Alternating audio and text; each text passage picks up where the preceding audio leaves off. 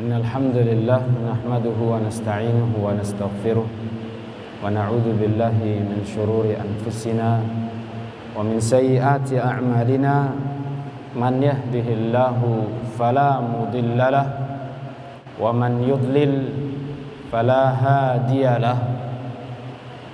Ashhadu an la ilaha illallah wahdahu la syarikalah wa ashhadu anna Muhammadan abduhu wa rasuluh.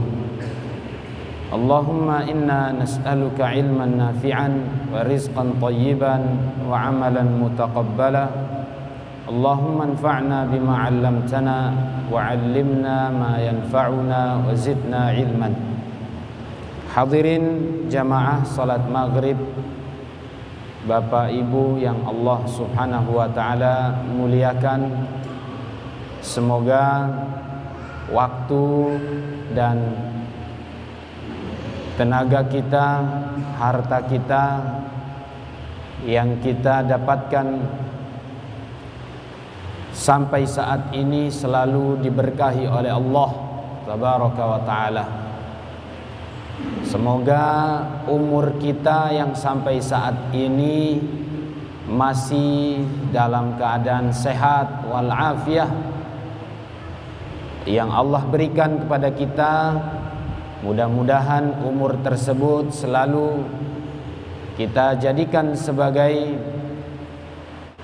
kesempatan untuk memperbaiki diri kita menjadi manusia-manusia yang tentunya kemudian nanti di hari kiamat tidak menyesal atas usia yang Allah sudah berikan kepada kita. Karena nanti ketika di hari kiamat semua kita akan ditanya tentang waktu, tentang umur, tentang harta, tentang dunia yang kita miliki selama ini, yang selama kita hidup di dunia. Manusia akan ditanya oleh Allah Subhanahu wa ta'ala, yaitu ada 4 pertanyaan di hari mahsyar.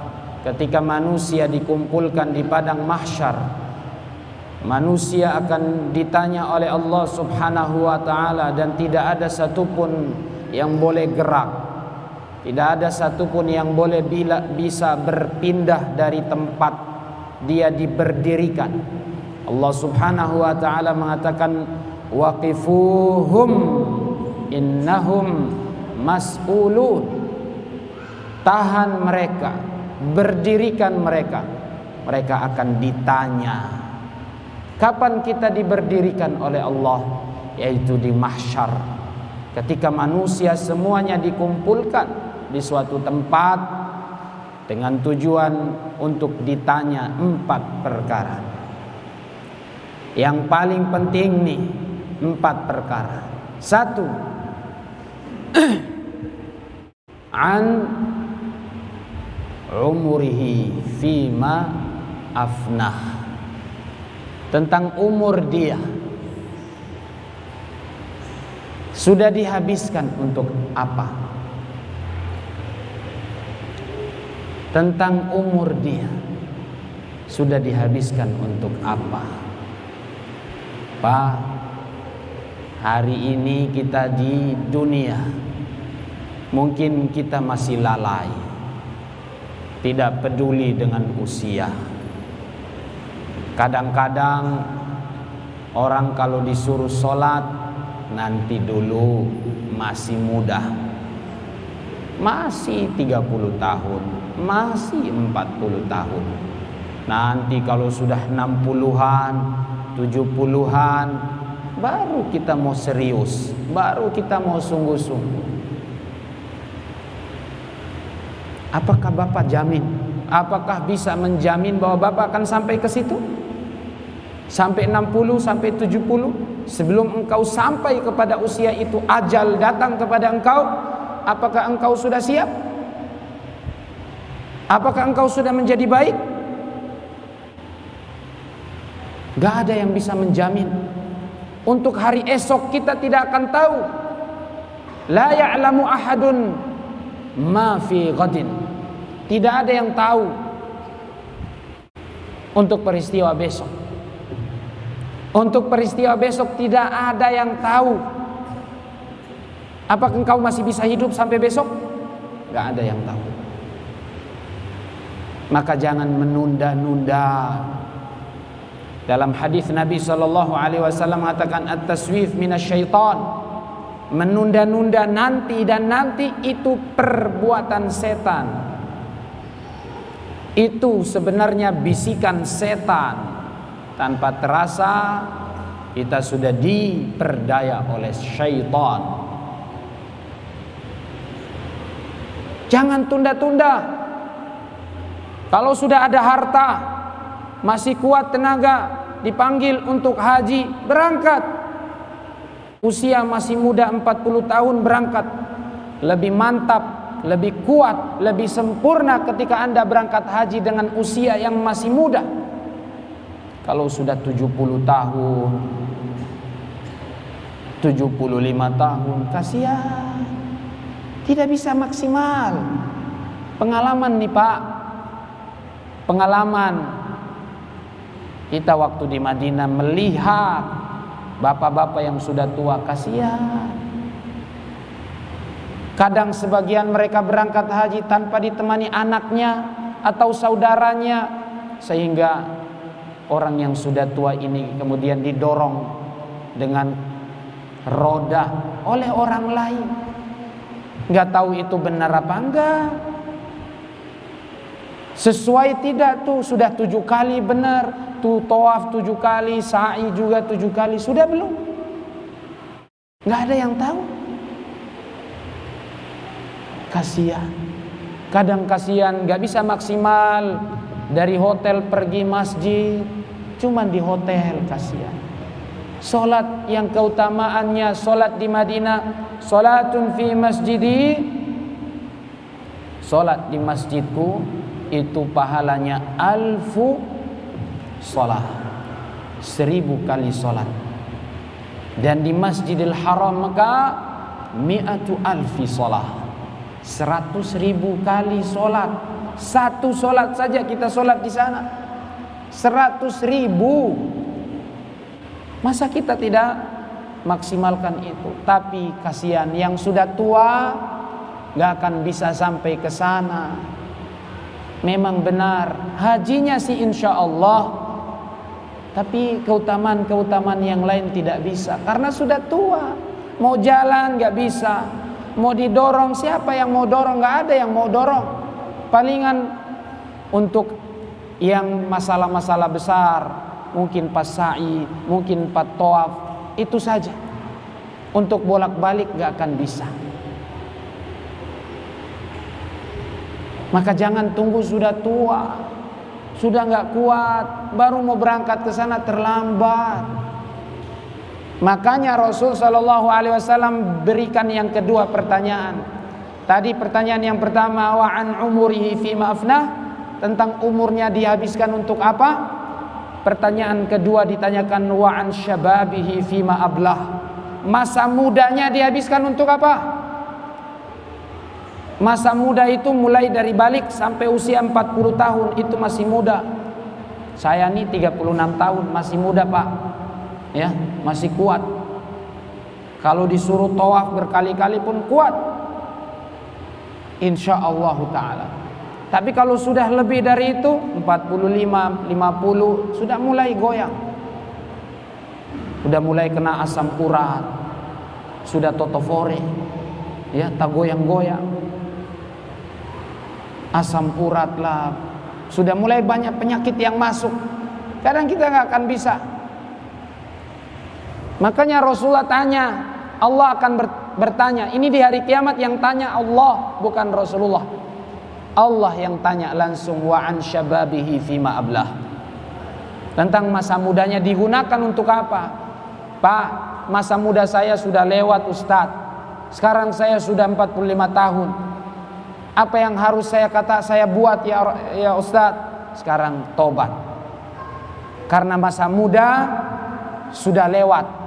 Yang sudah tua nih, usia 40-an tahun ke atas, jangan sampai sia-siakan usia yang sempurna Karena umur umat Rasulullah, kata Nabi sallallahu alaihi wasallam, a'maru ummati fima baina sittina wa sab'in. Umur umatku cuman berada di antara 60 sampai 70. Nggak ada yang lebih dari itu, sedikit. Ingat, umur umatku cuma 60 sampai 70. Sudah lewat dari itu, ini tidak boleh banyak alasan. Artinya bonus usia yang dilebihkan itu bonus dari Allah Subhanahu wa taala. Jatah yang kita miliki hidup di dunia sampai 70 saja. Sisanya itu bonus. Kalau salah gunakan, hancurlah Anda. Ya, Allah mengatakan, afalam nu'ammirukum ma yatadhakkaru fihi man tadhakkar wa ja'akumun nadhir. Bukankah sudah kami berikan umur kepada kalian? Sudah kami panjangkan umur kepada kalian. Dan sudah datang nadhir, peringatan rambut putih. Kalau rambut sudah putih, tanda Anda sudah tua. Walaupun ada sebagian usia 30-35 sudah putih juga. Itu mungkin pengaruh gen. Tapi kebanyakannya adalah di usia sudah 50 tahun, 60 tahun baru rambut putih. Tapi kalau sudah datang rambut putih, itu tanda-tanda peringatan dari Allah Subhanahu wa taala. Jangan banyak bagaya, jangan terlalu panjang tinggi-tinggi, angan-angan itu jangan. Jangan terus nanti rencana ini dan itu, ini dan itu. Kapan mau sholat? Kapan mau berinfak yang punya harta? Nanti saya mau bikin ini dulu, saya mau bikin ini dulu. Na'udzubillah. Ya, rencananya terlalu banyak nggak kesampaian, akhirnya sudah dicabut nyawanya sama malaikatul maut. Sebelum datang nanti kemudian kita menyesal.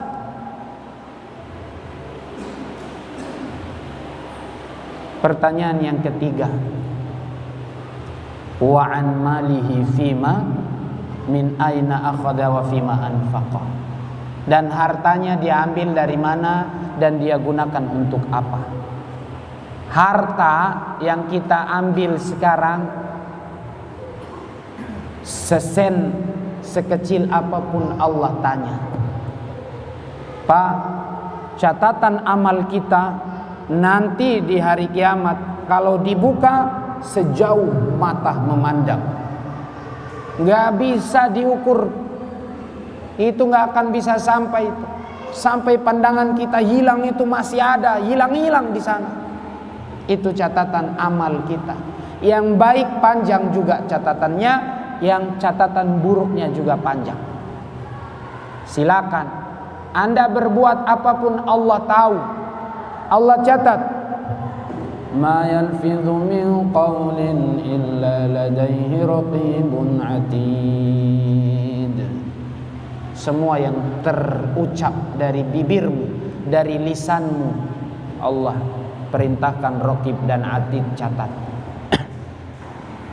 Pak, kalau hari ini kita bayangkan di samping kita nih ada malaikat, Pak, kita tidak lihat. Kalau hari ini ada malaikat yang menampakkan dirinya kepada kita, berarti itu nanti sudah bukan di dunia, itu sudah di akhirat. Karena di dunia malaikat tidak kelihatan, tapi dia hari ini hadir, sedang mencatat apa yang kita lakukan. Yang hadir dalam majelis ini catat nama masing-masing. Walaupun ngana tara lapor, walaupun kita tidak lapor nama saya nih, ya, malaikat sudah catat semuanya. Yang hadir dalam kebaikan, sholat jamaah, hari sekian, tanggal sekian, menit sekian, rapi, semua lengkap. Kalau hari ini ada malaikat dihadirkan di samping kita, kita tidak akan mungkin mau berbuat dosa karena dicatat. Mas, ngana pencatatan nih. Pak, nih catatannya Pak, ada semuanya. Makanya nanti kita di hari kiamat tunggu-tunggu tuh catatan. Dari mana kita ambil catatan? Kalau dengan tangan kanan dari depan, selamat. Kalau dengan tangan kiri ke belakang, oh itu tanda-tanda celaka. فَأَمَّا مَنْ أُوتِيَ كِتَابَهُ بِيَمِينِهِ فَسَوْفَ يُحَاسَبُ حِسَابًا يَسِيرًا وَيَنْقَلِبُ إِلَى أَهْلِهِ مَسْرُورًا. Adapun orang yang diberikan catatan amalnya dari kanan, dia akan pergi setelah terima catatannya, dia pergi dalam keadaan gembira. Wa amma man utiya kitabahu wara'a dhahrihi fasawfa yad'u thubura wa yasla sa'ira innahu kana fi ahlihi masrura innahu dhanna an lan yahur. Adapun orang yang dikasih catatannya dari belakang, maka dia akan dipanggil dengan suara yang sangat keras, menakutkan, dan dia akan dimasukkan ke dalam neraka. Yasla sa'ira, ke neraka. Tahu ketika nanti di hari kiamat semua kita nih dihisab sama Allah Subhanahu wa taala. Allah Subhanahu wa taala tidak lupa, tidak salah. Wa wudi'al kitabu fataral mujrimina mushfiqina mimma fihi wa yaquluna ya waylatana ma li hadzal kitab la yughadiru saghiratan wala kabiratan illa ahsaha. Ya, orang-orang yang berdosa dulu di dunia, mereka takut ketika hari perhitungan itu, ketika diletakkan catatan amalnya diberikan kepadanya, itu khawatir, takut luar biasa, karena nanti akan apa yang terjadi dengan dia. Baru sadar saat ketika diberikan catatannya, lalu dia buka, ternyata di situ catatan buruk yang dia dapatkan. Walaupun hari ini kita sudah lupa, Pak, 1 tahun yang lalu, 2 tahun yang lalu, 5 tahun yang lalu, 10 tahun yang lalu, 30 tahun yang lalu, kita mungkin sudah tidak ingat lagi. Serinci-rincinya, sedetail itu Allah sudah catat semuanya. Walaupun Anda lupa, Anda berbuat dosa hari ini, mungkin Anda sembunyikan. Istrimu tidak tahu, anakmu tidak tahu, bapakmu tidak tahu, saudaramu tidak tahu, tapi Allah tahu. Temanmu tidak tahu, seorang tidak tahu, mungkin kau bersembunyi, tapi Allah Maha tahu. Semua dicatat sama Allah Subhanahu wa taala. Pasukannya yang catat. Maka harta yang kita ambil hari ini dari mana, Pak? Dan untuk apa nanti digunakan? Buat apa? Sudahkah dibagi di jalan Allah? Sudahkah dia gunakan untuk beribadah dengan harta? Pak, harta yang kita miliki itu ada amalnya. Harta yang kita miliki itu ada amalnya. Karena ada ibadah yang disebut dengan ibadah maliyah, ibadah harta. Bukan cuman sholat, bukan cuman puasa, tapi ada juga puasa yang harus dengan harta. Kalau tidak ada ibadah seperti itu, maka harta kita tidak berkah. Allah akan hancurkan hartamu. Allah Subhanahu wa ta'ala cabut berkahnya. Justru semakin kita memberi, berinfak, Allah berkahi harta. Allah mengatakan wa ma anfaqtum min khairin fahuwa yukhlifuh. Harta yang kalian infakkan itu Allah ganti.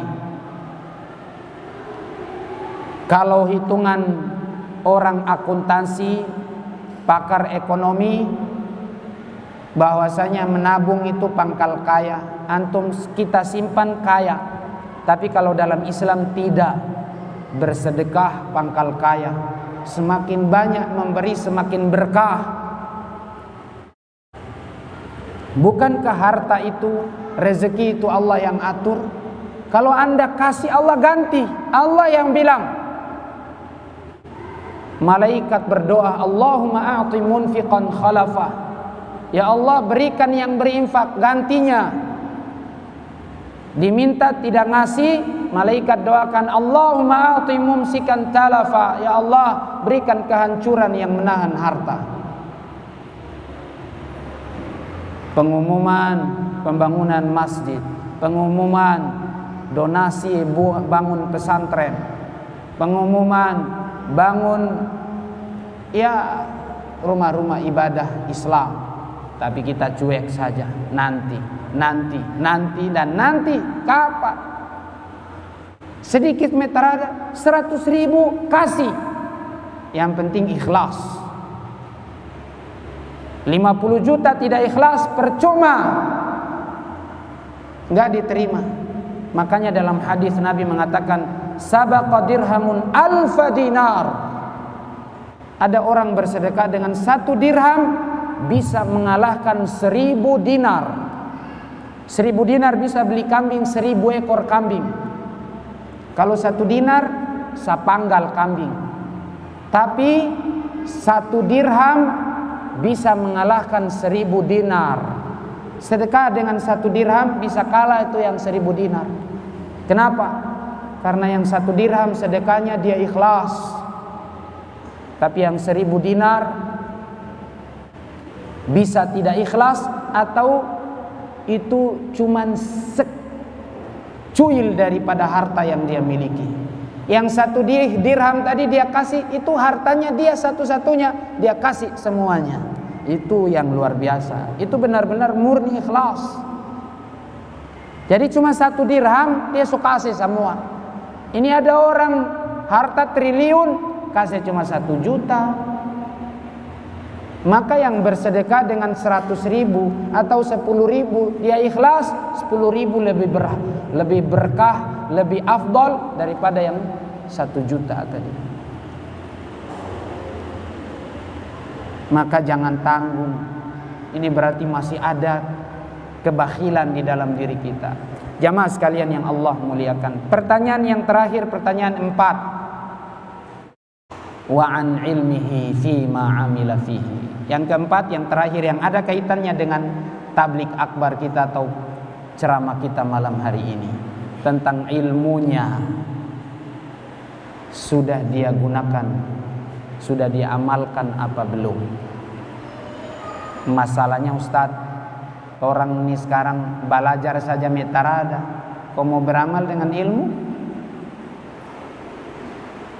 Ilmu yang dimaksud itu adalah ilmu agama. Nanti di hari kiamat yang ditanya ilmu agama, Pak. Matematika tidak ditanya, biologi tidak ditanya, fisika tidak ditanya, geografi tidak ditanya. Walaupun tentunya belajar silakan, namun yang paling penting ilmu agama. Karena ilmu agama inilah yang membuat engkau dekat kepada Tuhanmu, Allah Subhanahu wa taala. Dengan ilmu agama ini engkau tahu halal dan haram. Dengan ilmu agama ini engkau tahu wajib dan tidak wajib. Dengan ilmu agama ini engkau tahu tauhid dan syirik. Dengan ilmu agama engkau tahu sunnah dan bid'ah. Dengan ilmu agama engkau tahu taat dan maksiat. Ini ilmu agama. Ilmu agama yang membuat hati kita menjadi baik. Ilmu agama membuat amal kita menjadi baik. Dengan ilmu agama derajat kita menjadi tinggi, dimuliakan oleh Allah Subhanahu wa taala. Orang bodoh saja, mohon maaf Pak, orang bodoh saja yang tidak berilmu agama, dia mau kalau dibilang dia berilmu, dia mau kalau dibilang dia orang alim, bangga dia dengan julukan itu. Alim itu artinya orang berilmu. Cuman biasanya istilah kita di masyarakat, nganapi alim sampai, maksudnya rajin sholat. Itu bukan maksud di sini.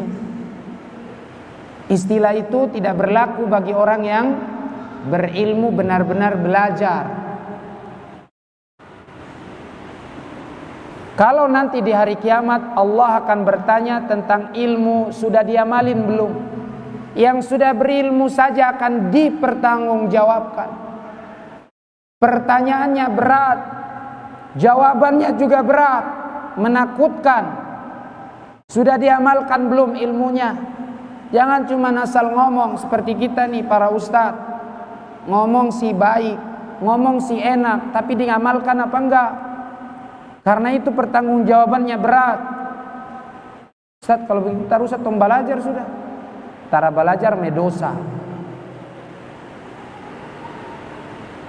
Para ulama berbicara dipertanggungjawabkan di hadapan Allah Subhanahu wa taala. Allah Subhanahu wa taala mengatakan, kabura maqtan indallahi an taqulu ma la taf'alun. Sungguh Allah murka kepada kamu yang mengatakan sesuatu tapi engkau tidak melakukannya. Murka. Maka yang sudah berilmu, dia tutupi ilmunya, dia tidak ajarkan, hati-hati. Rasulullah mengabarkan dalam hadis riwayat Imam Bukhari, man katama ilman, man ta'allama ilman fakatamahu aljamahu Allahu bilijamin min nar.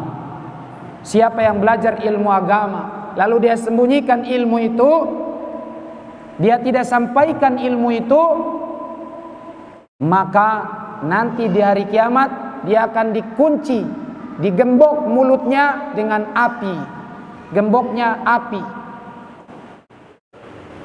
Maka kita yang sudah belajar mau tidak mau disampaikan, pahit pun disampaikan. Sahabat Abu Dzar radhiyallahu taala anhu mendapat pesan dari Rasulullah, an aqula haqqan wa in kana murra. Saya harus sampaikan kebenaran walaupun pahit. Diamalin alhamdulillah, tidak diamalin bukan urusan saya. Yang penting sudah saya sampaikan. Kebenaran itu berat. Kebenaran itu pahit, kata Rasulullah. An aqula haqqan walau kana murran, kata Abu Dzar ketika mendapat wasiat dari Rasulullah. Memang kebenaran itu pahit, kita harus sampaikan. Kebenaran itu berat, tapi harus disampaikan. Ilmu harus disampaikan, gak boleh ditutup-tutupi. Yang tidak sampaikan dosa dia. Tapi sampaikan dengan hikmah, sampaikan dengan ilmu, sampaikan dengan adab. Tidak diterima, jangan paksa, jangan marah-marah, jangan berontak. Karena hidayah milik Allah. Kita hanya menyampaikan. Allah Subhanahu wa taala memerintahkan kita untuk menyampaikan saja. Wa ma 'alaina illal balagh. Tidak ada kewajiban kecuali sampaikan. Urusan hidayah Allah yang kasih. Maka ketika kita sudah menyampaikan, selesai sudah tanggung jawab kita. Maka ilmu adalah kunci kebaikan di dunia dan akhirat. Allah mengatakan, hal yastawil ladzina ya'lamuna wal ladzina la ya'lamun? Apakah sama antara orang yang berilmu dan tidak berilmu? Apakah sama? Tidak sama.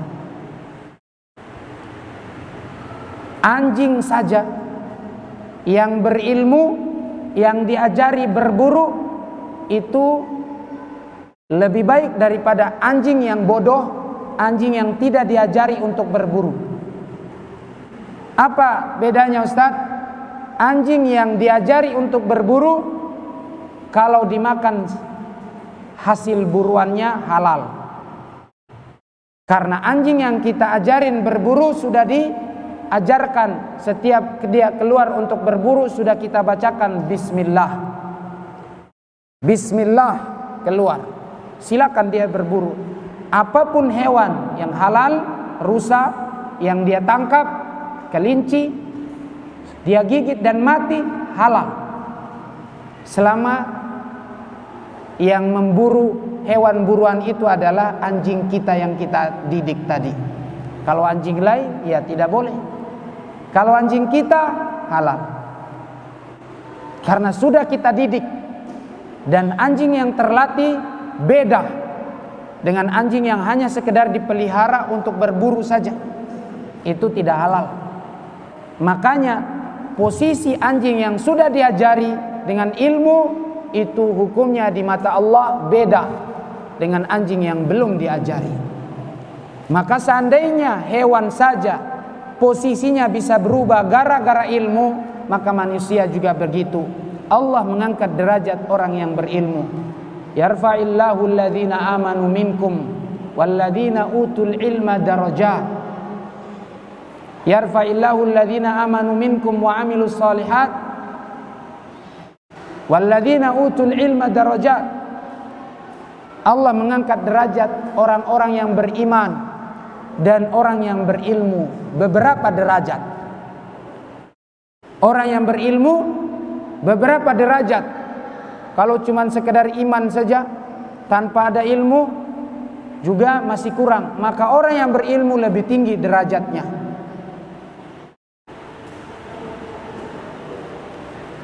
Ingat bahwasanya di antara peristiwa akhir zaman Rasulullah sallallahu alaihi wasallam mengatakan, "Inna min asyratis sa'ah an yurfa'al ilm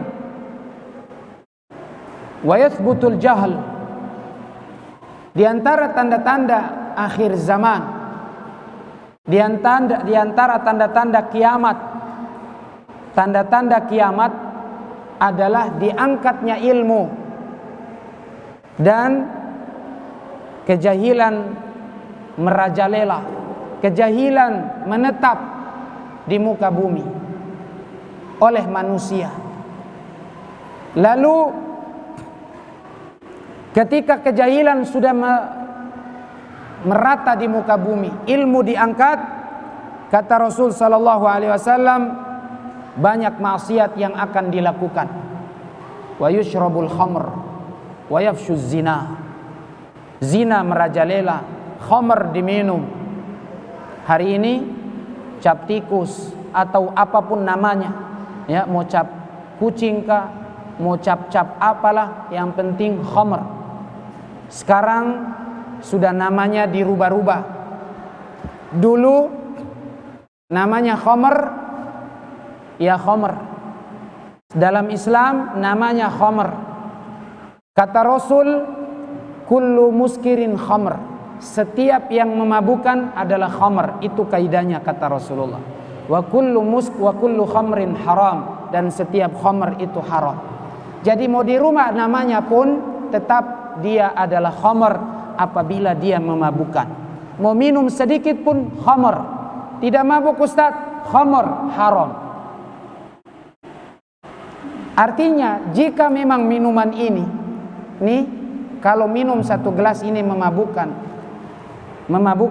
maka sedikit pun yang kita minum haram. Patokannya, kalau minuman itu memabukkan, itu khamr. Beda dengan air, antum kita minum satu jergen tidak akan mabuk. Oh, berarti bukan khamr. Maka kalau ini minuman cap tikus, minum satu botol mabuk, maka setitik pun tidak boleh. Itu khamr. Maksiat merajalela, ilmu diangkat, jahil merajalela. Sebabnya karena kita jahil dengan agama. Sudah tidak takut kepada Allah Subhanahu wa ta'ala. Sudah tidak peduli lagi. Pokoknya hari ini berbagai macam maksiat kita lihat. Perzinahan itu di mana-mana. Kita lihat di televisi perselingkuhan, ya, suami tinggalkan istrinya, hubungan haram dengan wanita lain. Gara-gara apa? Media sosial, pegang HP berhari-hari, berjam-jam, chattingan, kontak. Suaminya tidak tahu sudah pergi kerja. Kadang suaminya alhamdulillah orangnya yang baik, taat, ternyata istrinya berkhianat. Dia di rumah tapi janjian sama laki-laki lain. Atau bisa jadi kebalikan, istrinya Masya Allah di rumah soleha, tapi suaminya keluar jajan di luar, masuk yang haram. Bukan istri kedua yang halal Pak ya. Kalau istri kedua yang halal insya Allah halal, nikahnya sah, ada saksi, ada wali, ada mahar, itu sah. Walaupun istri pertama belum setuju, tapi kalau saksi, wali ada, mahar ada, mempelainya ada, sah. Mohon maaf Bu ya, ini daripada mereka berzina, murkanya lebih besar dari Allah Subhanahu wa taala. Rumah tangga jadi tidak baik. Kalau Allah murka, bisa jadi yang kedua juga hancur, yang pertamanya juga nanti hancur. Maksiat. Banyak sekali peristiwa perzinahan orang tua dengan anaknya, naudzubillah. Orang tua dengan anaknya, mau bapak dengan anaknya perempuan atau ibu dengan anaknya laki-laki, jahil semuanya. Naudzubillah, ada keluar di berita. Aneh-aneh. Ustaz, itu mungkin di Jawa atau mungkin di daerah lain. Di sini kita enggak. Iya. Karena tidak diliput, banyak kejadian. Sembunyi-sembunyi. Berbuat yang haram, na'udzubillahi min dzalik. Nah ini akhir zaman, tanda-tanda kiamat. Bentar lagi kiamat. Kalau sudah merajalela kejahilan, maksiat, minum khamr, judi, riba, apalagi musik, haram. Karena kejahilan, main musik. Di situ ada perempuan, ada khamr, campur semuanya. Coba, mana ada yang bapesta kuntara baminum? Mana ada yang bapesta kuntara main dan perempuan? Tak ada itu. Pasti. Karena itu adalah sumber-sumber setan di situ. Setan buat kita jauh dari Allah. Dengarin musik, habiskan waktu, tidak baca Quran, bacaan cafarune, tara tahu baca, baru bagaya. Kan kitabullah, Al-Quran Allah turunkan untuk dibaca.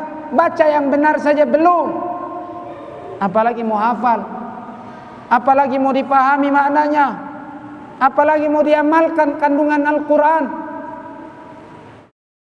Allah bilang, wa minan nasi may yashtari lahwal hadits liyudilla an sabilillah.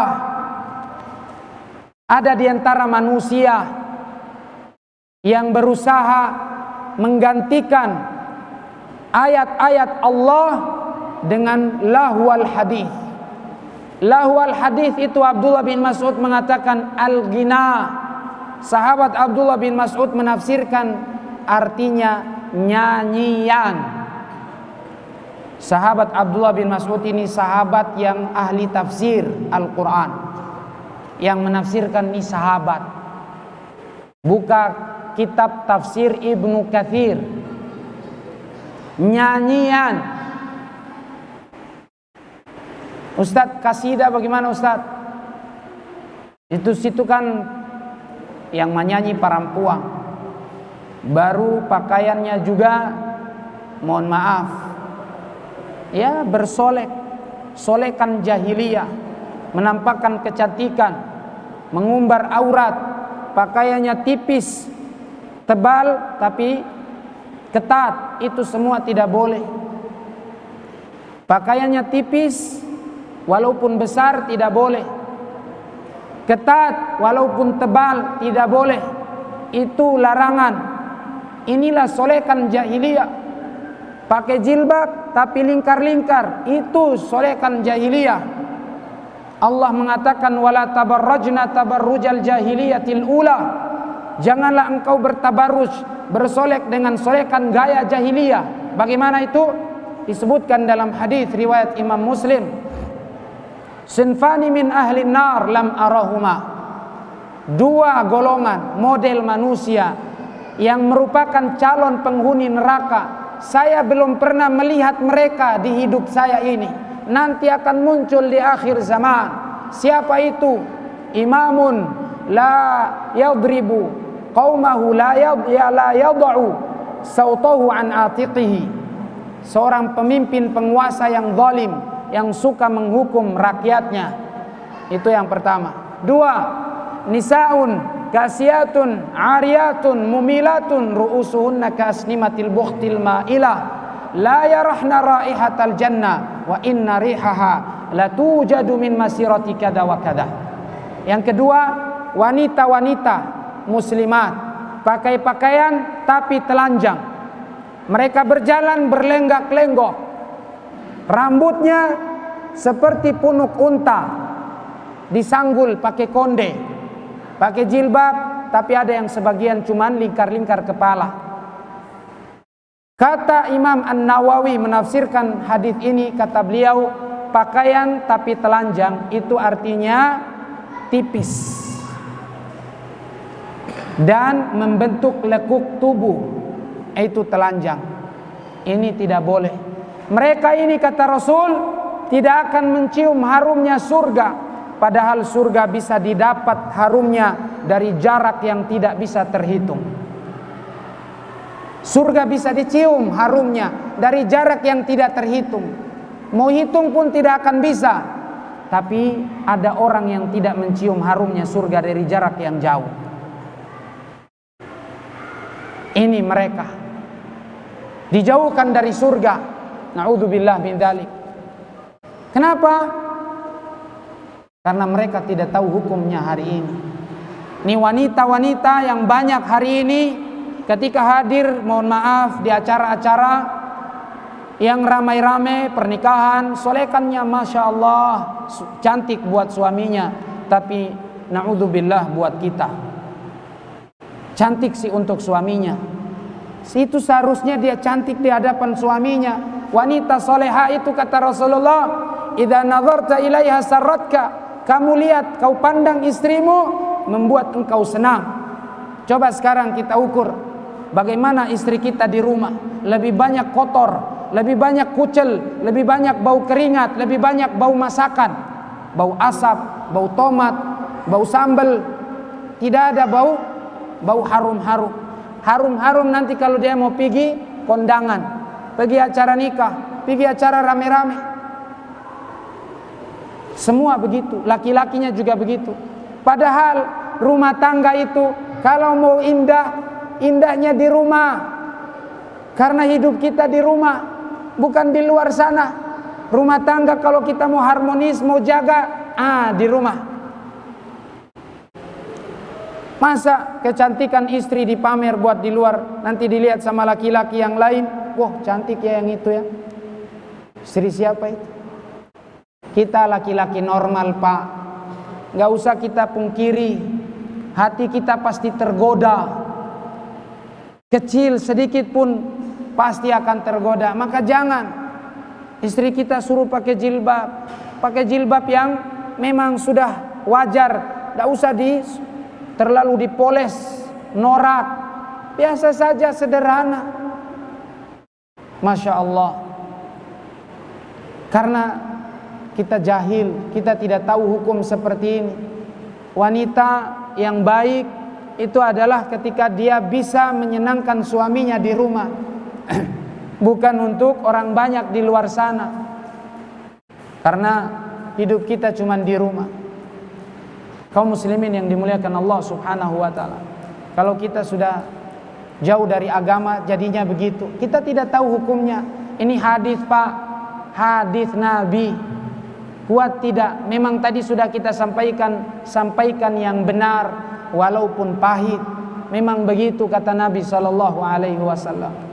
Jadi Anda terima, alhamdulillah. Belum mampu, berdoa banyak-banyak. Kita juga berharap semoga kita bisa berubah. Kita seorang muslim dan muslimah, punya aturan hidup beda dengan orang-orang non muslim yang gayanya adalah gaya-gaya barat. Umat Islam hari ini bisa dihancurkan bukan dengan perang, tapi hanya dengan apa? Dengan mereka jauh dari agama mereka. Jauhnya kita dari agama karena kita tidak mau belajar Islam dengan baik, dan kita mulai tobat, berubah menjadi manusia yang sempurna. Rasulullah sallallahu alaihi wasallam menyebutkan dalam hadis, "Innallaha la yaqbidul ilma intiza'an, walakin minal ibadi walakin yaqbidul ilma biqabdil ulama." Ilmu ini akan diangkat oleh Allah Subhanahu wa taala ketika para ulama sudah habis. Para ulama sudah meninggal, tidak ada lagi yang mengajarkan ilmu, maka ilmu agama akan diangkat dari umat ini, dari manusia ini.